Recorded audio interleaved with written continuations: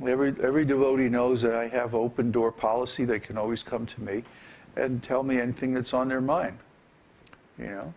And as long as they're not being a rascal, I'm not going to chastise them. I'm going to try to help them. So that's the difference between an esoteric school and a religion. In an esoteric school, people actually work on their anarthas until they overcome them. And this ability to speak freely, confidentially, without fear, with confidence, is central to overcoming one's anarthas. And we find in sanghas where free communication or open sharing of confidential information is not possible, people don't overcome their anarthas. It's very simple. Because that kind of communication is absolutely necessary to reach that stage of devotional service.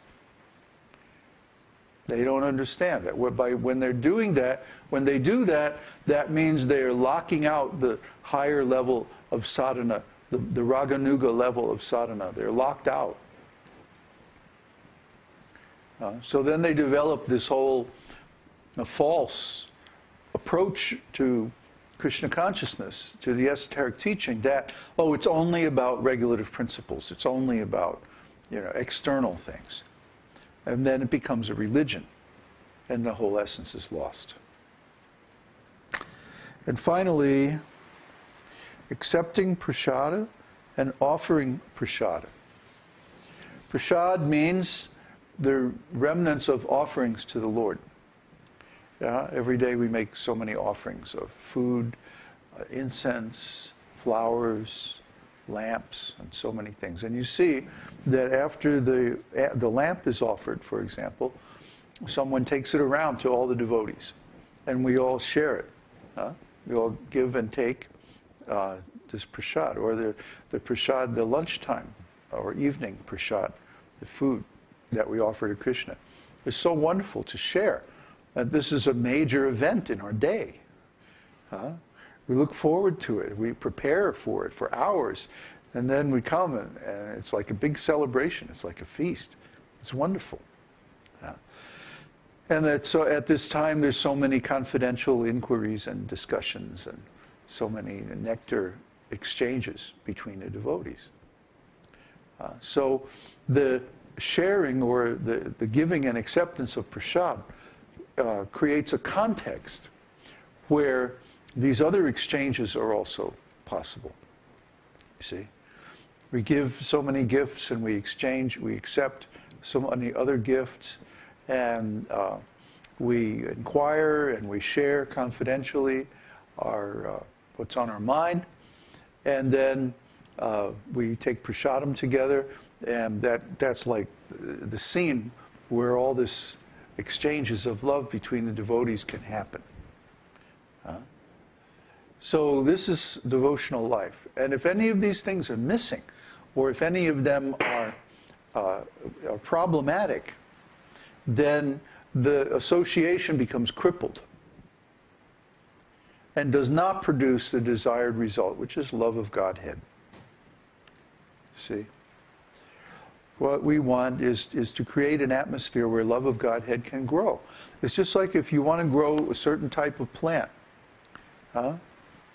that you have to create the soil of the proper pH. Not too acid, not too alkaline. Has to be just right. Then that plant will grow very nicely. Otherwise, if you don't, then the plant would be withered, or it may die completely.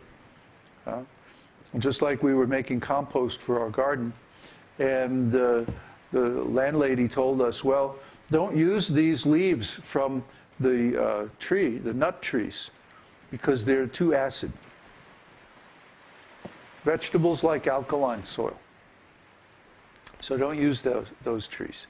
What they do is they inhibit growth. You see around the chestnut trees especially, that weeds don't grow.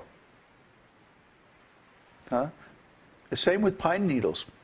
Pine needles, also the bark and leaves from the eucalyptus tree, they're acid. And so the ground around them, where all the bark and leaves fall, there's no weeds. It's clear. It's open.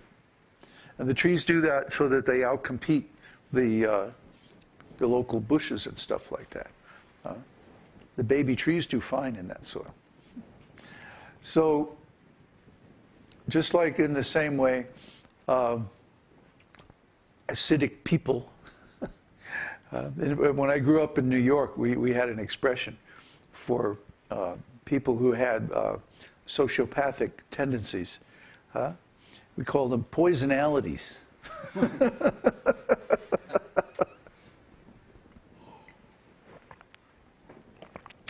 Which is kind of a pun because, you know, in Jersey, the slang is to exchange the two diphthongs, and oi.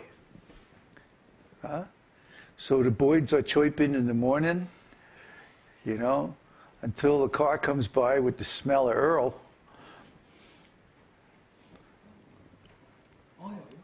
Yeah.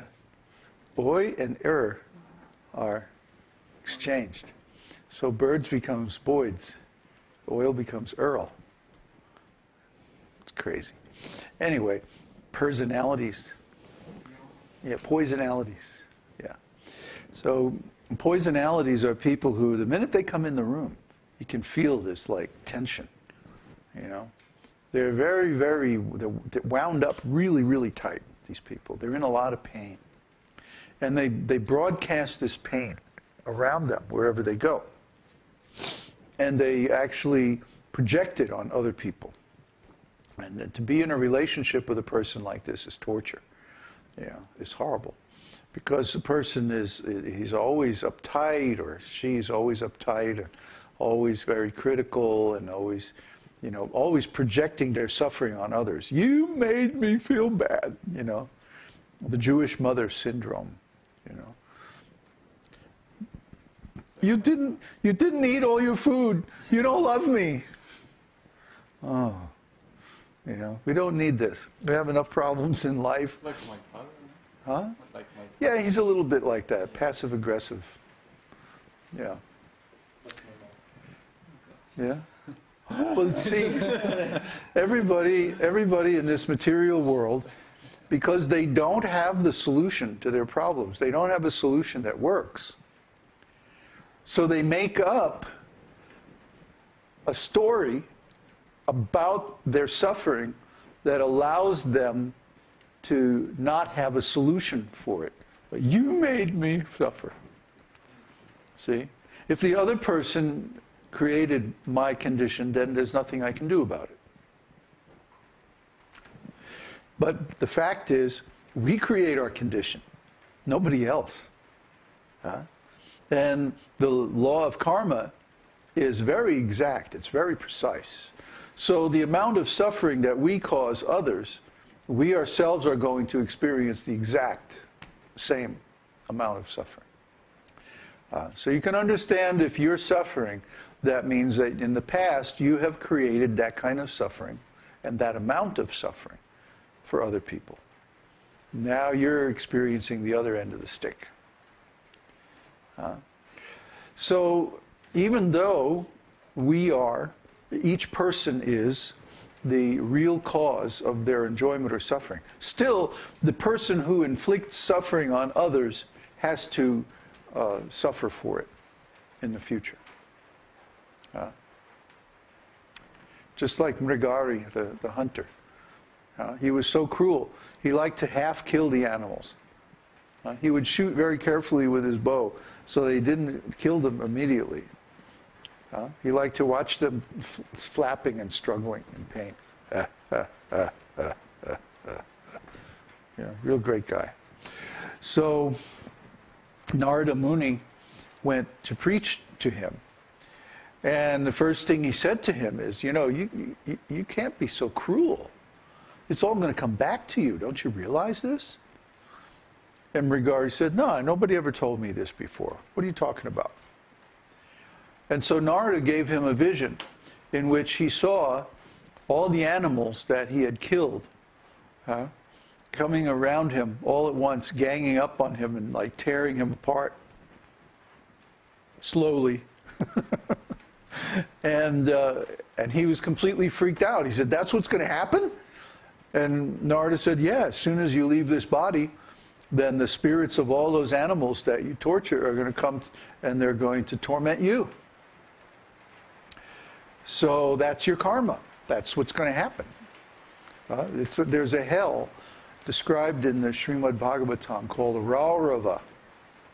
And in the Raurava hell, the animals and other creatures that we cause pain to, they come in subtle forms and they cause equivalent pain to us. So it's not a pleasant place. We don't want to go there.